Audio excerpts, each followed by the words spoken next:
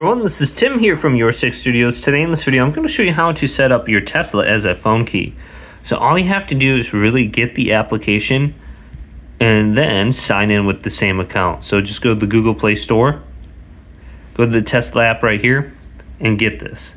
So when you sign in with the same account that you bought your vehicle with, it'll pretty much automatically be set up. All you have to do is press setup. So just open this up, sign in, and there will be a little option right here and it will say setup.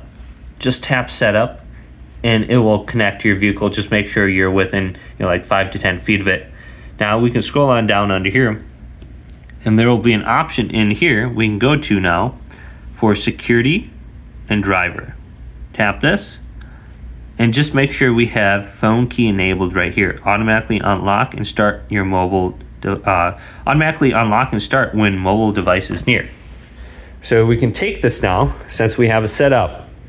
You literally just need to press that setup button on the Tesla app and it will set it up automatically. It's not going to be difficult whatsoever. Now take your phone, go near your Tesla, and you can have it in your pocket. So you can just have it right here.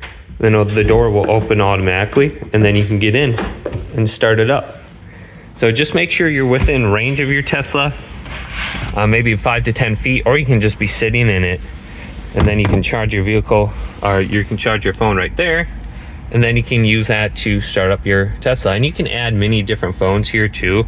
I believe we can go to the settings in here and we got all the different people that we've added throughout the time here. We can go through here and just check it out.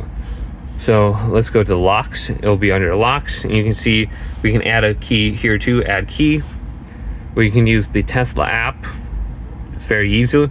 Otherwise you just need to tap the card key right here and you should be able to pair it. So if you got a new key fob or something like that, and you can delete your drivers in here, you can edit them too if you got the key card.